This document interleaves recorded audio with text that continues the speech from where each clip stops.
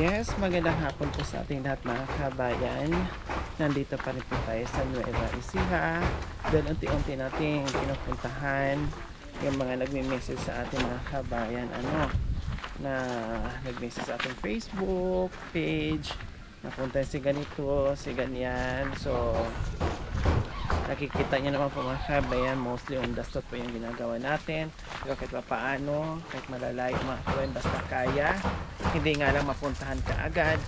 Pero ngayon po mga kabayan ay nagkaroon tayo ng time dahil yung ikot natin ay puro Nueva Ecija. Few days na. So ngayon, isa din po sa nag-message sa atin. Tara, puntahan natin. Dito mismo sa bayan ng Gimba. Hello! Good afternoon. Kayo yung kapatid ni Mario? Mario? Ay, hindi po. Nakikondrin lang rin po ako. Tuloy po kayo sa bayan.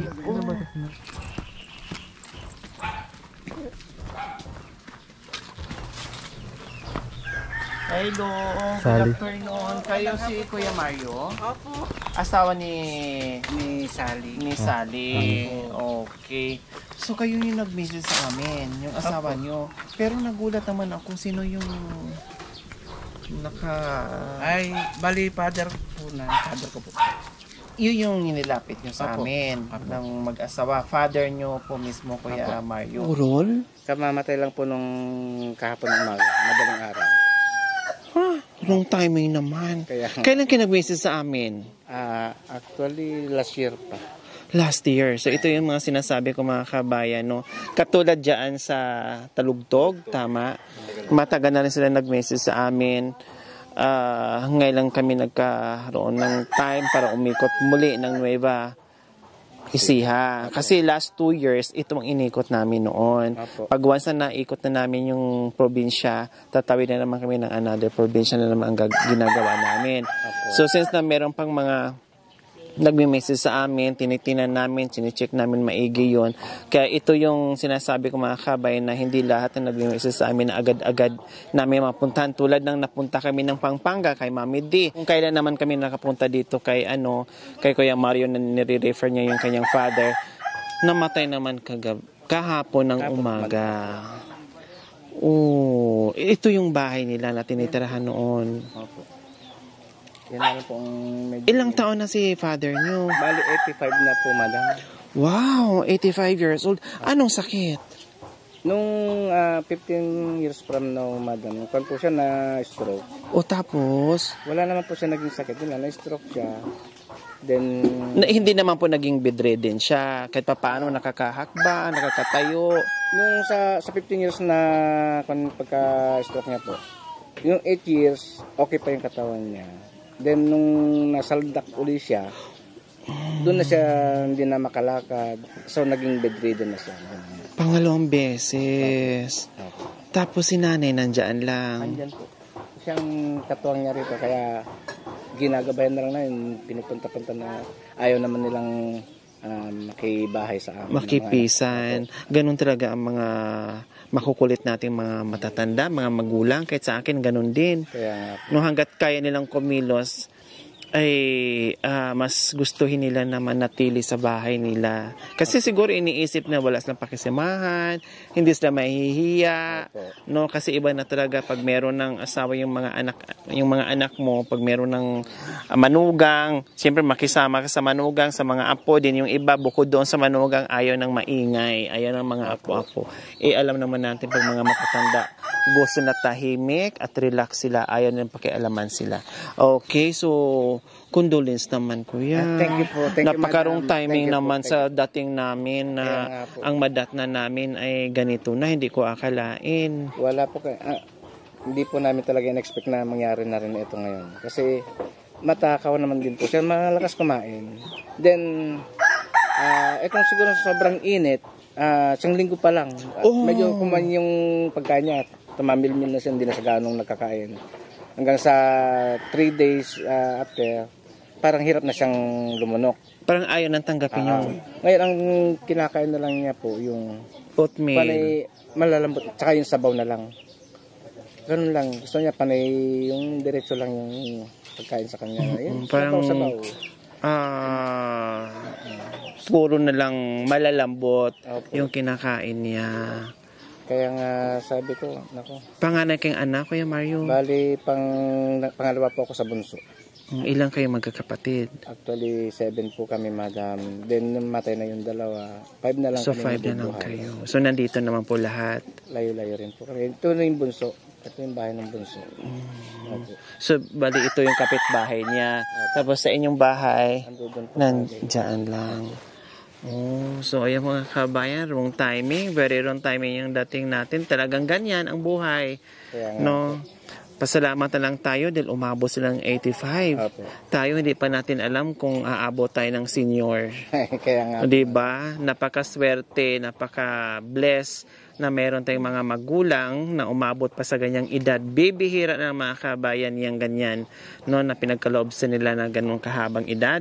Kaya kayo na may mga magulang pa, no, iparamad nyo na yung inyong pagmamahal.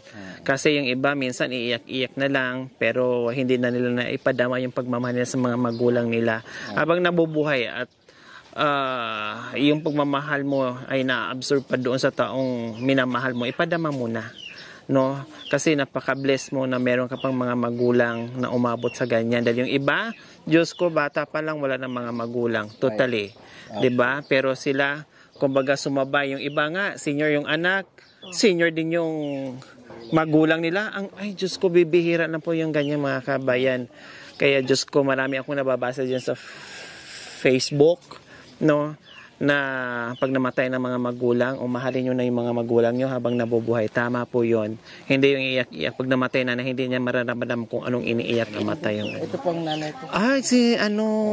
Yan yung po yung nanay ko. Hi po. Yan ang natin. Sabi ko po. Magandang hapon po, nanay. Condolence po. Naku, pasensya na sa aming napaka-wrong timing na dating. Hindi na may akalain na ito naman ang madatna namin. Kasi last year pa daw po kayo nag-message sa amin. At nagkataon naman. Last year, nasaan ba tayo? Anong probinsya ba? Baka nasa Negros pa kami nung time na yon. No, nagkataon lang, siguro mga 1 linggo na po yung ikot-ikot namin dito sa bayan ng Gimba or sa probinsya ng Nueva Ecija. Kaya sabi namin ay puntahan namin kayo. Kahapon pa po pala namatay si tatay. Opo. Anong pangalan niyo po, Lola? Mercedes Dancil. Wow, Dugay Dancil. Ang ganda naman ng pangalan niyo. Yayamanin. Pa, Si Nanay Mercedes. Oh, ang ganda po ng pangalan niyo, Mercedes-Benz. Mercedes. Kumusta po kayo, Nanay Mercedes? gano'n naman na ako.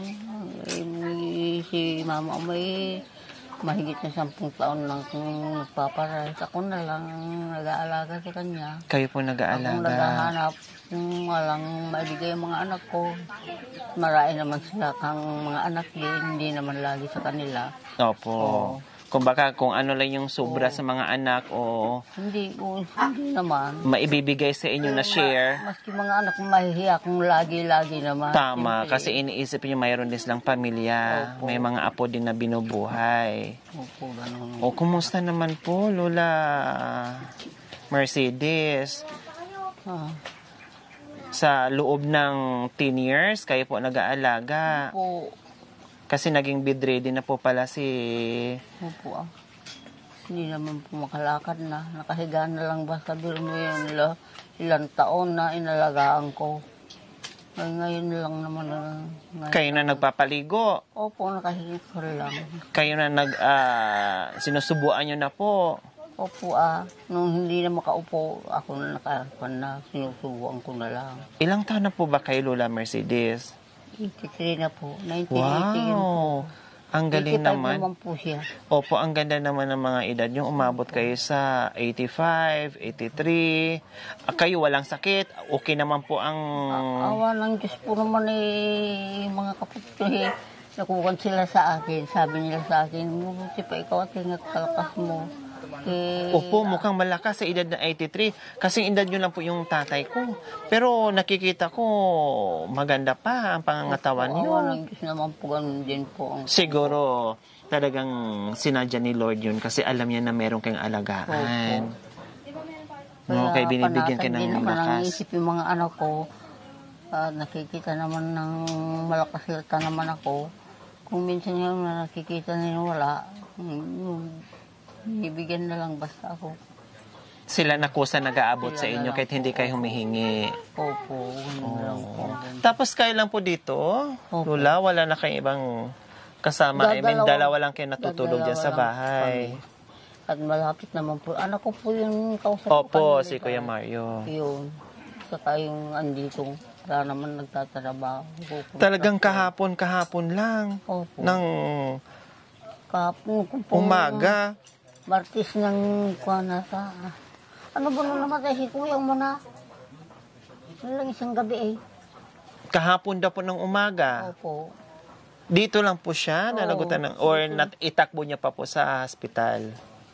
Ano naman pong sinasabi niyang masakit kung hindi kuha lang, yung mainit na mabuti. Kako, Parang nainitan lang po Opo, siya. Hinihingal po ba Opo, siya? nagtataka ko, naghihingal siya. Oo. Ngayon, siguro na initatagnan ko. Pinapawisan ngayon, hindi naman ako mapakali. At naghihinto rin naman ako kung ano-ano lang natatrabaho niya. Pinagagalitan ako ng mga ano. Hindi kayo kasi napapakali. Kanya sa akin. Hindi lang niyo bantay lang kasi tatang. Kanya. So, pinagpawisan po siya. Oo, ngayon. Hinihingal. Opo, ngayon di... Tapos, anong sinabi niya po sa kanya? May binigay kayo, pinainom niyo ng tubig, pinaypayan. Tubig po, lagi siyang inom ng tubig. Sige, inom ng tubig. Yung ginawa ko, binabasa ko yung bimpo, pinupunasan ko Opo, po siya. tama po yung ginawa niyo. Punas ng punas. Mamang matutuyo na naman eh. Kuan. Mag-umpisa naman. Talagang Pero napapansin ko na po tumihina ang pagkain niya. Dati po yan, magsasawa kang magpakain. Sige, pakain kasi ka na malakas pakain. kumain. Opo, nung bandang huli, humihina. Nung 10 araw lang naman po na napansin kong humina. Buhat noong nakaramdam siya ng hingal. Opo. Pinapainom ko ng kuano ko, mahina. Kumain na kayo para lumakas ka. Kako, bakit masakit ba? Malala mo na, ba't di na po na malulun yung kuan? Yung kanin. Ka naman po niya. Naintindihan rin po niya kasi yung iba bingi nga po pero malakas kasi yung pagkawang ko po sa salita ko. Nung ko na ganyan sabi naman yung kapatid kong yan, tingnan mo nga ate, baka may aras yung bibig niya. Ay, kuya, tinitingnan ko naman. Ala na, makalinis naman pansang ka ako. Opo. Bakit kaya? Ako sa kanya. Tapos, Tingin ko, papakainin ko nga po, Kwan, yung dulo ng kutsara, kung hindi nilugaw para lang malulun niya, kukutsarahin ko po yung dulo, ito yung kutsara, Opo. kailang na isusubo ko. Pero, tapos, sasabayan ko po ng tubig yung bibig niya, malulun niyang kutsem. Pero kung lang po yung kanin, sabay tubig. sinisip-sipan po niyang ganun, mayroon matitira yung mga 10 butil ng kanin, mayroon matitira naman siguro 5 butil, higit pa dun. Kana naman niya. Hanggang sa pumayat at hindi makakain. Masakit ba ito mo? Ayaw na niyang Opo, halos masakit di bang na lalamunan mo kakain. Hindi, nagsawa na. Yun lang naman po. Alang masakit.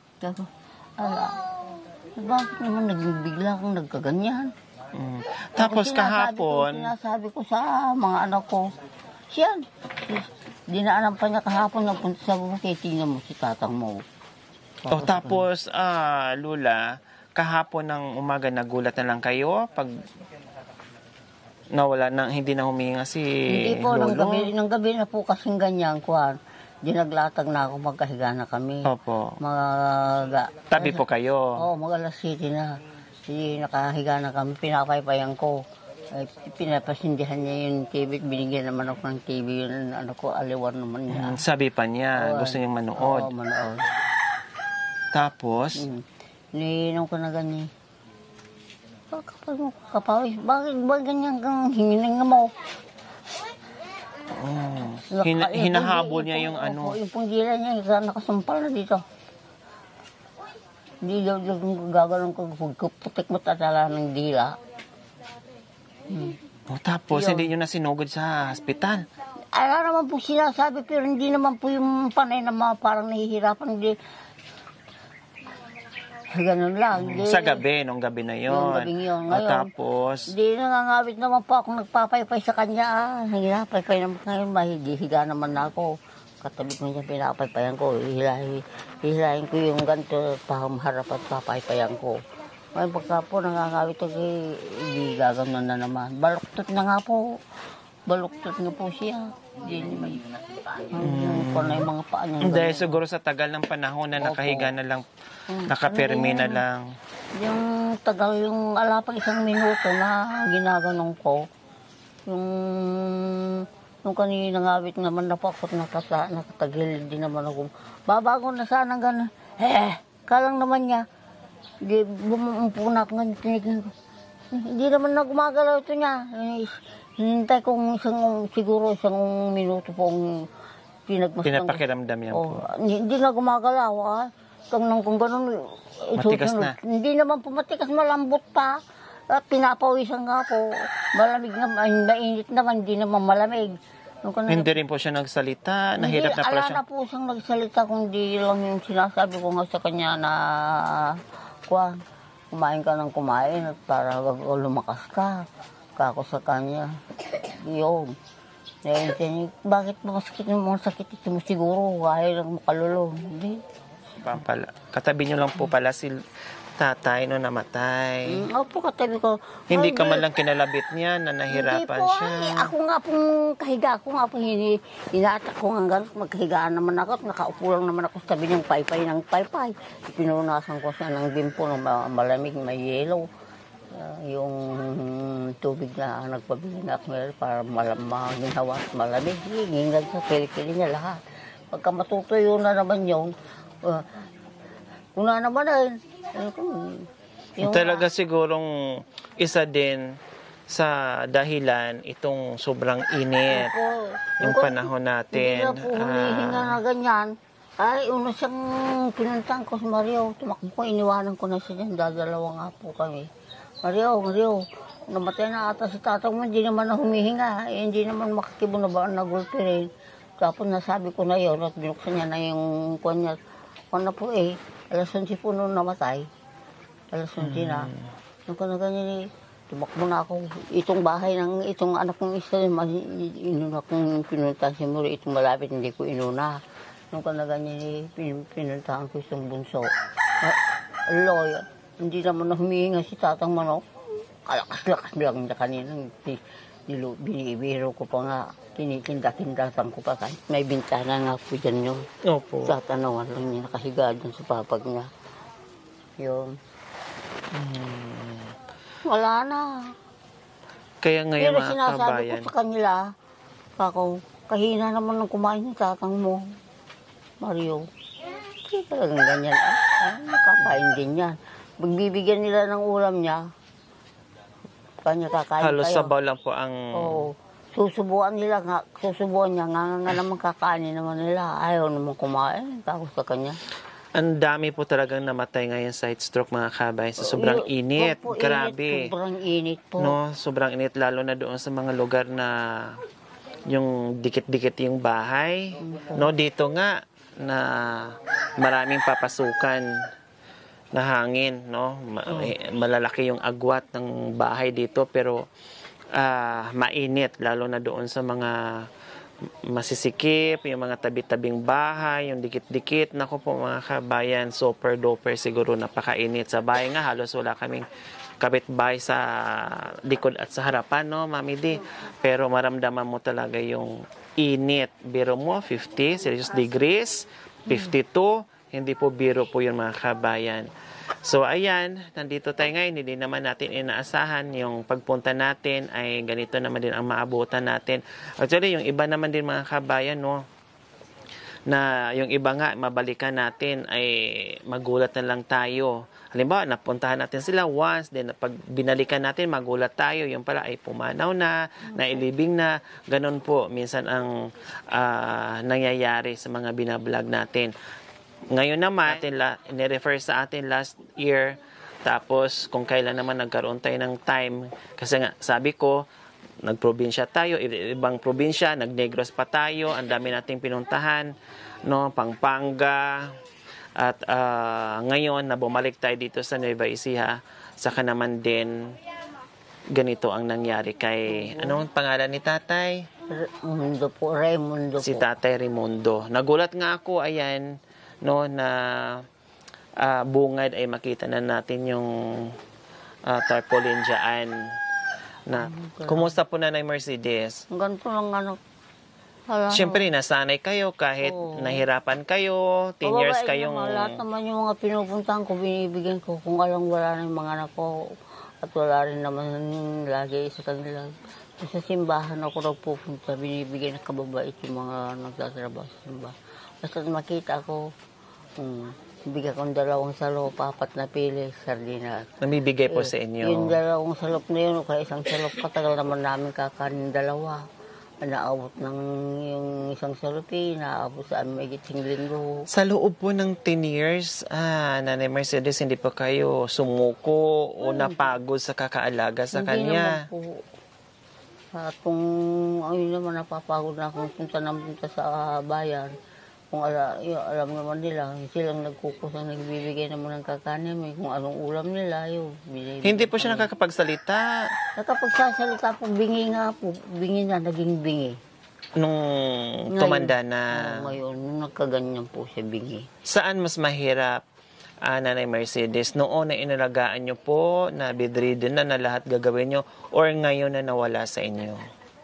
Hindi ko naisip na kung Saan po mas mahirap sa inyo? Yung nag-aalaga kayo or ngayon mas nawala na mahirap siya? ngayon na wala na siya. Kahit mga may anak ko, iba rin talaga yung may katong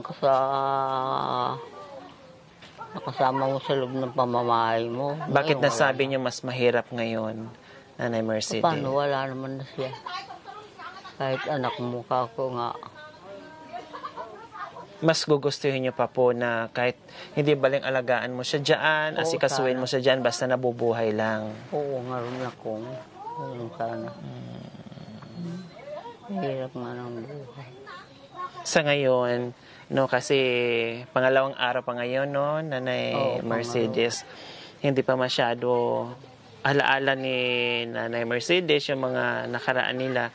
Pero pag na-ilibin na to si tatay, doon na unti-unting mag-flashback yung mga magagandang nangyari sa buhay nilang dalawa. Lalo mong mamimiss, no, Nanay Hello!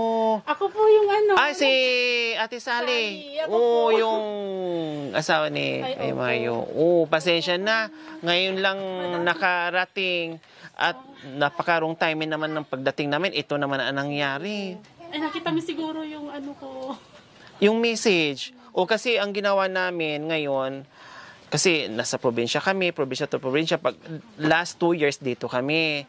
Tapos after ng Nueva Ecija, Nueva Vizcaya, tapos saan ba yun, Kuya? Sa Apari? Ano na yun? Punta din kayo ng Abra ata. Abra, yung gano'n ang ginawa namin. Malayo. Kaya pag once na meron nag-message sa amin, hindi namin basta-basta. Sa dami din, hindi rin agad-agad namin mapupuntahan. Oo, kaya ngayon nagulat naman ako kung kailan namin nagkaroon ng time, saka naman din namin maabutan na ganito na yung sitwasyon. Napakarong timing naman. Galing din kami ng Talugtog. Matagal na rin po yun sa amin nag-message. Kanina lang din namin napuntahan. Tapos sabihin, o sige, sabihin na natin kasi Nueva Ecija. Ganun kasing ginagawa namin. Halimbawa, gimba. O sige, anuhin na namin yan. Puro gimba. Sunod-sunod. Parang ganun. Ay, apo. Pasensya na, Lola. Ay, Nanay Mercedes. Kaya pala si Ate Sally. Kayo nag-message sa akin. Oo nga. Di bali, at least, isa sa kanila, naabutan ko pa rin si Lola. Talagang ganyan, ang buhay. Kumbaga, pasalamat na lang na kahit papaano. Kami nga hindi namin alam kung aabot kami ng senior, pero kayo talagang binayayaan kayo ng mahabang buhay.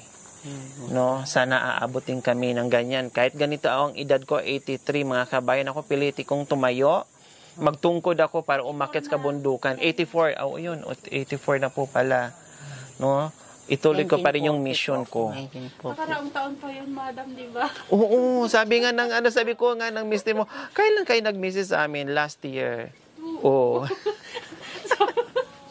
Tapos lasing mo kasi, Okay, sige. Nandito kami. Hindi ko alam. Wala akong maraming dala. Kasi sila nagulat din sa pagdating ko. Ako din, nagulat din ako sa nadatnan ko. Wala kaming maraming dala, kundi kung ano lang yung regular na binibigyan namin na ayuda. Yun lang po talaga. No? At kung alam ko lang na ganito pala yung madadatnan ko, syempre alam ko na kung ano yung kailangan sa mga ganitong sitwasyon. yung ayuda nga niya sa senior, yung natanggap niya kahapon. Namatay naman na siya. Oo nga. Yung senior niya, kung kailan Namatay na siya. Sa Namatay naman. Tamang-tama po dumating. ako naman dumating din. Bago ko dumating, namatay naman din na siya.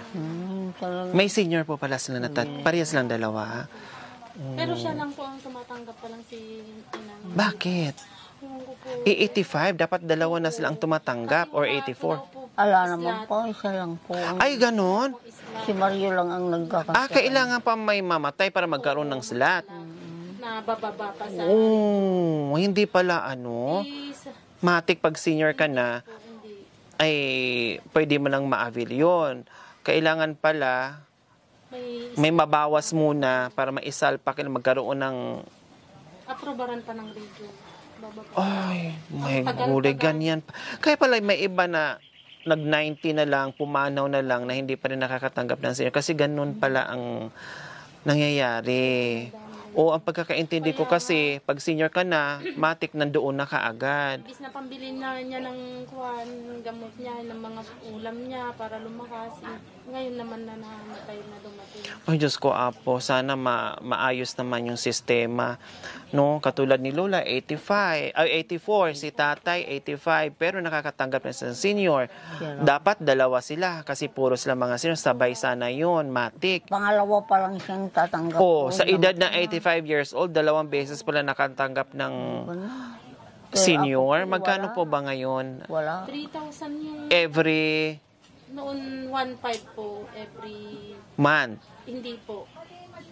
1,500 every Quarterly. 3 months. 1,500 every 3 months. Plus, Ala na po yun lang. ngayon,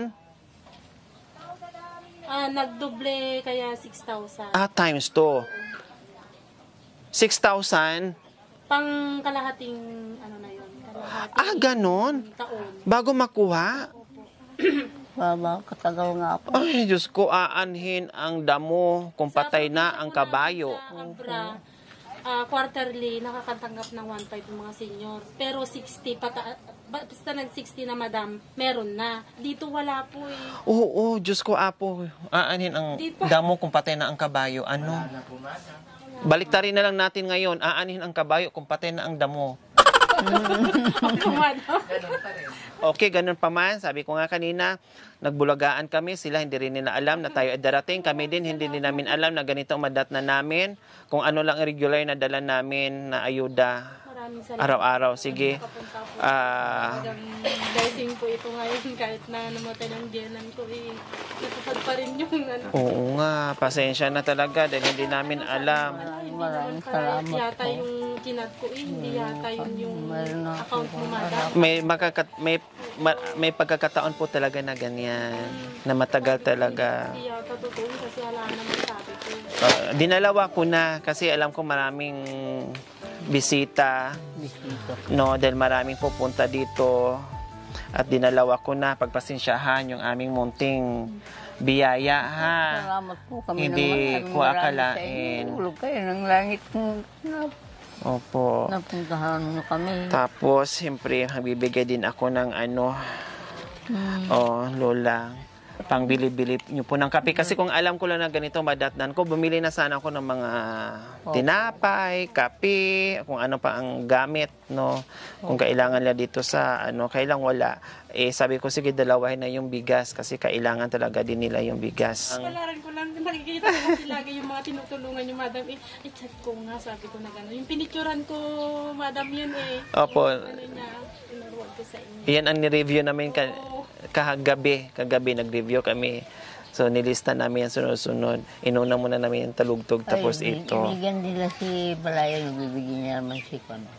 Ayan, so syempre magpapasalamat tayo sa wala sawang mga sponsors natin. Maraming salamat po kay Ma'am Margaring Gutuman. Maraming salamat po sa inyo ang puso. Naway pagpalain po tayo ng Panginoong Diyos sa araw-araw. Naway ibigyan po tayo ng kalakasan ng katawan sa araw-araw. Naway ibigyan po tayo ng mahabang buhay. Pang sa ganon, marami po tayong papasaya na tulad ni Lola Mercy, no? Lagi kayong magpalakas. Opo. At dasal na sana hahaba pa ang buhay nyo. At malalagpasan. Natural lang po yun. Mangungulida kayo. Malulungkot kayo. Iisipin nyo. Sabi nyo nga po kanina, mas gustuhin nyong mapagod kayo, alagaan si tatay. Siyempre, natural. Dahil mahal mo, no? At mas masakit sa inyo na nawala. Pero talagang ganyan ang buhay. Diba? Kumbaga panahon, una-unahan lang yan. Lahat naman tayo ay uuwi doon sa buhay na walang hanggan. Opo. Oh. Sige. Okay. Salamat din ha. Salamat din. At pasensya na sa pagdating ko. Ayan, Condoleezza, ayan, si Nawa ay sumalangit ang ano ni tatay. Nakapahinga na, no pain. Oh, nakapahinga na si tatay Rinaldo. Sa silip lang ako ni tatay. Samahan niyo po ako, Nanay Mercedes. Oh, dandahan po kayo ha. Ang lakas ni Lola, ano. 84 na po yan. Nangangamoy pa po yan. 84 na po yan. Oo nga, grabe. 84 years old. Halos kasing tanda ng tatay ko. Ay, pasensya na po kayo. Na nga po, hindi na nila mabuti. Nakarating kami kung kailan naman kayo nag-engayin. Pasensya na po. Ayan, kahit pa paano nadalaw namin kayo, ha? Ko. Okay, dito na kami, ha? Hindi na kami magtagal, ha? Opo, ingat po kayo. Ingat po. Ingat. Thank you, Ma'am Sally. Thank you. Salamat po sa inyo, ha? Condolence po sa inyo. Thank you for watching. Don't forget to like, share, and subscribe.